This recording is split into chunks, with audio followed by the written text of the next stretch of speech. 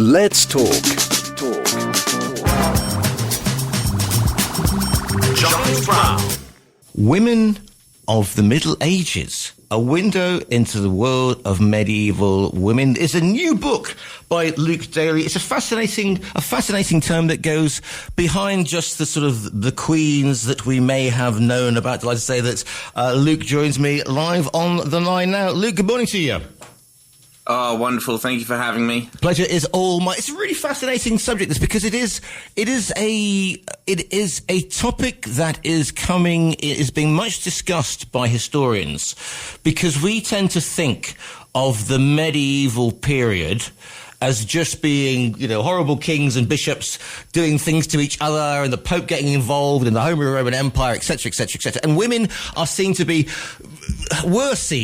be simpering in the background and just getting into needlepoint and that sort of stuff. This book absolutely says that isn't the case. No, exactly. And that's the main sort of reason behind the book, because, as you say, for centuries we've looked at history from sort of a great man viewpoint, but there were plenty of amazing women, and this is what the book tries to look at, really, is that even from the lowest sort of levels of society, women were holding agency. They were acting in ways in which they held, elements of power, business, commerce. They weren't just this myth that we've had for so long, which is that they were, sort of mindless beings just toddling about, really. Yeah, I have three. I normally have like three words to reply to me. Who says, I just go Eleanor of Aquitaine. That's done. So, I mean, basically, in a world that is so full of division, but again, and here comes an obvious point, in a world that you don't have great communications, you can't pick up the phone with your Nokia, or you can't even go on the internet to find anybody, and kings are going to be off fighting to retake the Holy Land or some campaign against the French or whatever.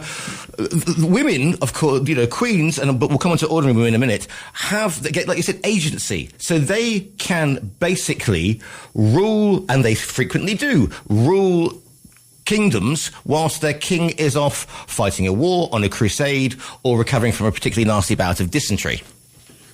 No, exactly. And that's something you see perfectly in the book with a fantastic lady called Adela of Blois, who she's the daughter of William the Conqueror. She's got an amazing bloodline behind her, and her husband, Stephen Henry, goes away on crusade, and whilst he's away, she is acting in almost the exact same aspects as a lord. She's writing charters, she's donating to monasteries, she's controlling lords. He then actually comes back from crusade after he has a very sort of scandalous retreat, because rather than holding out at the siege of it might have been Antioch, he basically runs for the hills. So he comes back in shame, and she tells him off. She says, how dare you? How could you do such a thing? And sends him back to the Holy Land. And whilst doing so, again, she rules in his stead, and so much so that actually she was not necessarily called a lady, but actually called a lord. So there's a really interesting language aspect there, because she was so well respected. Her administrative skills, her financial skills were so great that her lords actually had really great respect for her, and so called her a lord. And not only that, of course, but queens can, if there is an injustice if there's a particularly strong noble who has, just tried to have a small revolt against the king, and they're in a bit of a pickle because they know if they execute him forthwith, it might give fuel to the fire. The queen can't. She can plead for mercy in a very theatrical show at the king's feet, and then be seen, which might seem like really wimpish, but actually is a masterstroke of diplomacy. And that's the thing, obviously we think of power in very physical ways, but actually one of the greatest aspects of power that women held was this sort of intercession in a sense that, as you say, you know, the king is going to try and tax me, or the king is putting forth some new policies that I don't necessarily agree with. Well, I can actually try and, you know, persuade the queen to act on my behalf. And so there's many examples of, you know, they say that the sort of the bedroom was the place of the Queen's power, where, you know, of an evening, you know, in bed whilst reading or whatever, the Queen would then advocate on certain matters and try to persuade the king of certain things. And we have many examples of queens and ladies successfully sort of acting on the interests of others to the king's ear. And of course, the king doesn't lose face, which is important as well. So it's the ultimate soft power, isn't it?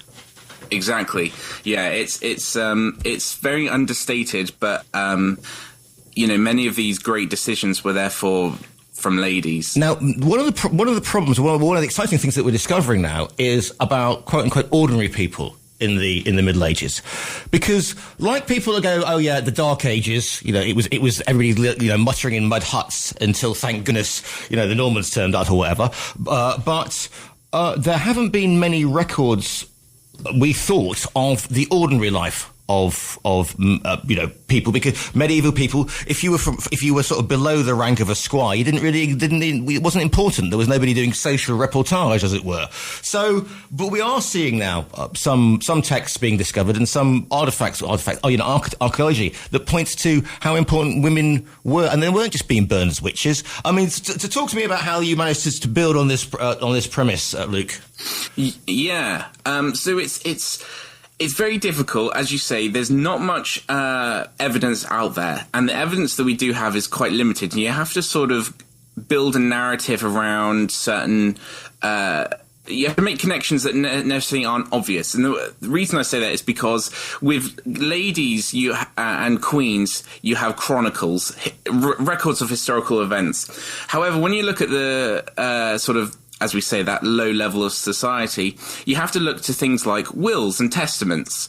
So that can obviously attribute certain degrees of wealth and inventory that these women held. The reason I say that is because when we look to alewives and the commercial business behind women, so it was deemed. Explain what an alewife is. It's not somebody who spends the whole day down a wine bar having a Chardonnay or bring me some mead. You know, what is an alewife, Luke? So basically, so it was deemed within the household duties of a woman was to make ale. This is particularly in England, where beer wasn't yet fully integrated into that island life. Right.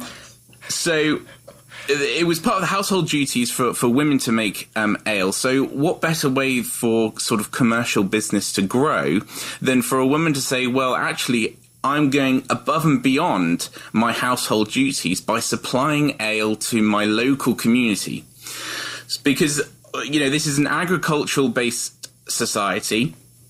So women would make ale whilst men were ploughing fields and so forth, and basically grew businesses from it because it was an extension of that household duty. So they were using those sort of stereotypes of, you know, as we say, like, this is what a woman should be, to actually grow businesses from it. So we have wills and testaments and we have land transactions that show women with vast inventories of, you know, boiling vessels and all sorts of things needed to make ale. Yeah. And there were some very, very prominent and successful women that were able to, especially in towns, go beyond providing ale to their family and their local community to then a much wider population.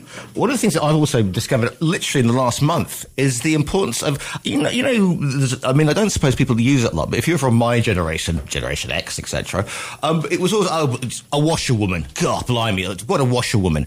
And I was thinking, yeah, that's always been a sort of a slightly derogatory term. But then I was listening to a medieval podcast, because that's the kind of guy I am, and they were explaining about how important washerwomen women were. And again, agency was given, and the communal washhouse would be a place where it was a social place, it was a place of transaction, it was women helping women sort things out. It was basically, if you like, a community centre based around this wonderful structure, like a bathhouse, again, which was something that could be run by women.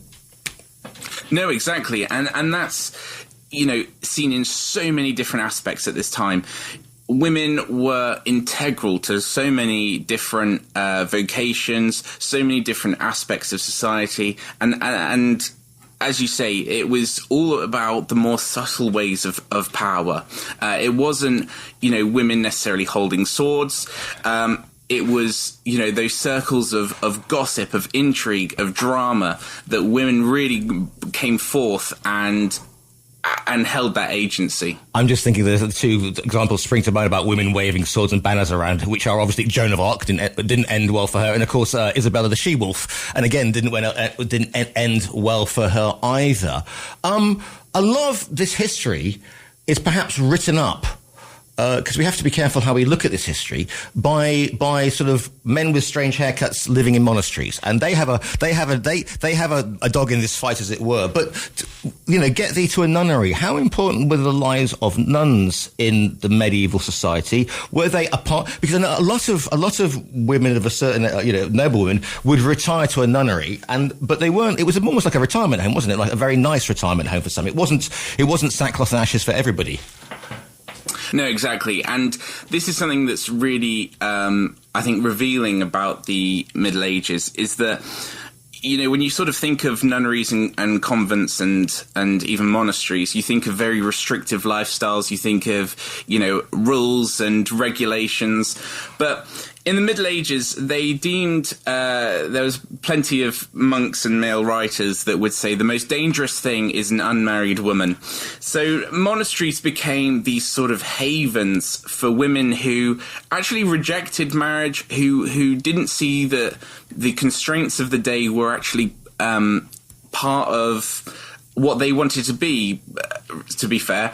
And there's many women such as Catherine of Siena and prominent saints who who saw that marriage wasn't for them, that the rules, as we say, of the day were not something that they wanted to be a part of. And so monasteries became these sort of outlets for actually liberation. Now, Catherine of Siena is really interesting, and you just preempted my next thing, because Catherine of Siena's sister was very into fashion, influenced Catherine of Siena, but died in childbirth. And that had a huge impact on it. Catherine of Siena becomes the blood-drinking bride of Christ, etc. And there's all sorts of stories, but we won't go down that rabbit hole. But it goes into that whole thing about women, because sex and childbirth are bleeding dangerous in the Middle Ages.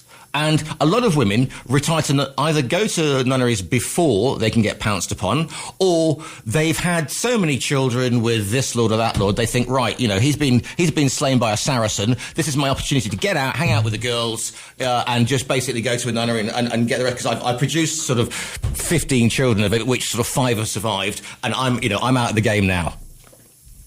No, exactly. And there are plenty of monasteries that were sort of these royal nunneries, as it were, where women would retire to, but also as well be shoved in, because going back to sort of what we were talking about earlier, women held, ladies and queens were very powerful.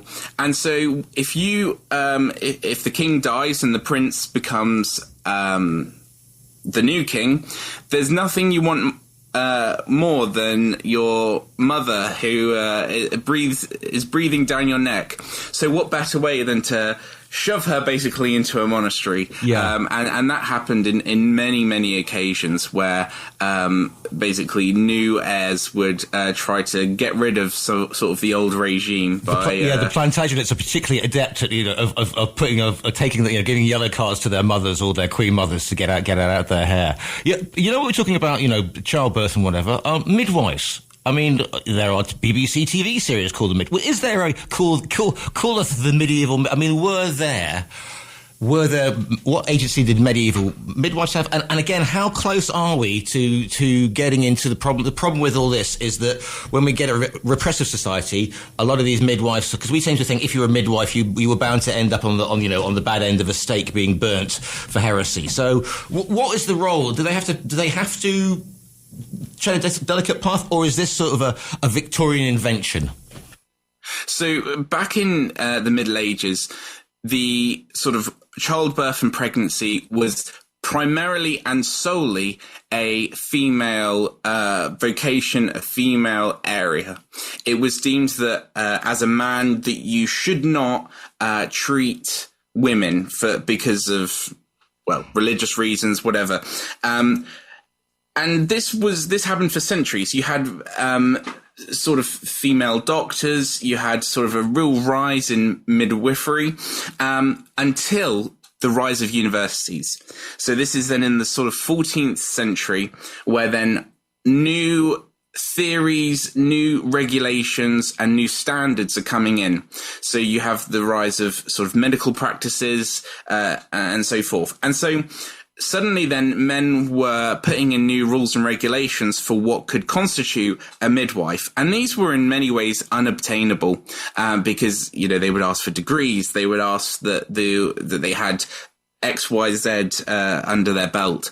And women didn't necessarily have that access to education as men did. So it gradually transitioned to a male domain. So there was hundreds of years, midwives were, a female dominated vocation, but then that gradually transitions. And then you have as you say, about the witches that come in and this sort of demonization of women. Now, in the book, you look at you highlight one particular family who I don't actually know about. So you've trumped me on this one. Is it Beguines or Beguines? How are we pronouncing it?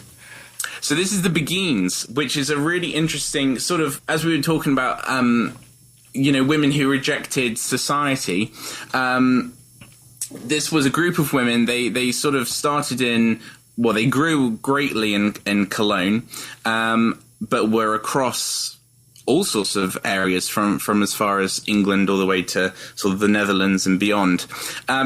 And they were basically a group of women. It was sort of a holy order, but you wouldn't necessarily call it that because it didn't have an oath. It didn't have certain other aspects that were typical amongst holy orders. But it was, again, this sort of group where women who wanted to pursue literacy, who wanted to pursue helping the poor, medicine, but wanted to remain, who didn't want to go fully into religious life. So they were sort of semi-religious, and who maybe wanted to retain being married, some of which who were not married. So there was a lot of flexibility and freedom. And it was just this absolute haven for women. And they grew throughout Europe and were incredibly popular. And there's Matthew Paris actually says that they are sort of the peak, sort of shining, pursuit of religious life. But presumably, if you have this sort of pan-European, cross-European sort of sisterhood, the problem with that is that you talk about everything from, England through Burgundy, through the fractured states of France, because France isn't exactly, it's sort of hanging in by its fingertips. And then we have all of Central Europe. If they have a united front, presumably that makes there's going to be an interest from various sort of macho kings, lords, dukes, popes, emperors, the whole thing. So they're going to have to be on their watch, surely, Luke. Yeah, thankfully, from an early aspect, they did recover some privileges and some protections from the Pope. But by all means, anything that's sort of different is to be feared. And so they did come under fire from many other sort of holy orders, such as the Cluniacs and the Cistercians. But the sort of prevailing theory was that, well, they don't have any enemies. They don't necessarily believe in anything, so they're not committing heresy because they don't have a theology. They are just a group of women who are helping the poor, who are doing acts of charity, and just being a haven for women. So they were able to actually very tactfully sort of walk up the line without actually causing any major issues. I suppose not having a structure or an order per se, or did they have a head of was there a sort of Grand Beguine or Queen Beguine, or was it all very much more informal than that? So they couldn't be attacked by various people by saying, well, that's a structure and they've got land, as happened to the monasteries, the Templars, to a certain point, the Hospitallers, all that sort of stuff. Yeah, so of course, although they were a widespread order, they didn't necessarily have that formalized hierarchy as they didn't have this sort of general chapter of the Beguines and these Priors, grand cetera, abbesses and stuff. Yeah. They were very localized, and maybe that also came to their benefit, because although they called themselves Beguines, they were very fractured. Right. So what was the spark for this? What made you think, was there a ray of light that came down and went, you, Luke, will write this book? Because we are starting to uncover histories, and this is why I love history so much, because there's always new stuff to uncover, or new perspectives, because I still blame the Victorians for practically everything these days. But what was the original spark? And then actually getting the information must have been tricky, because as I said before, a lot of it has been buried either intentionally or unintentionally in the mass of paperwork, etc.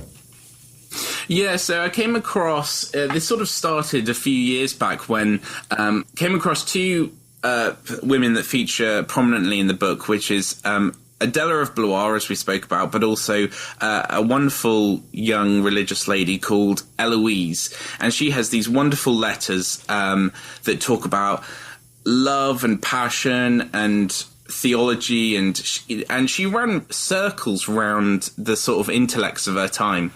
And so this is where it sort of began and grew from there, and looking at then the different aspects of society and understanding what actually was that traditional mould. Because we talk about great women, but how do you measure that? How do you know how truly great someone like Joan of Arc was, when from the Roman times it was defined it was defined rules and law that a woman could not hold a sword. Yeah.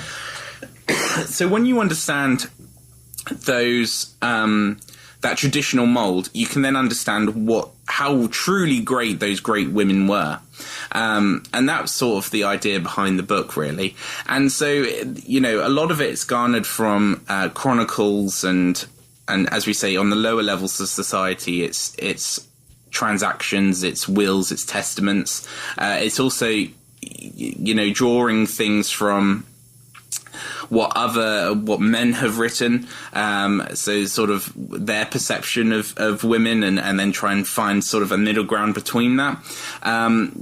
But there were plenty of women that did write and did have literary skills, and so there is a surprisingly growing amount of stuff out there. Well, it's an excellent subject. The book is called Women of the Middle Ages, a window into the lives of medieval women. It's by Luke Daly, who we're speaking to today. Luke, if people want to find you online and say she had a neck like a swan or something like that, which was always a thing of the beauty, describing beauty, where's the best place to find you on the social media?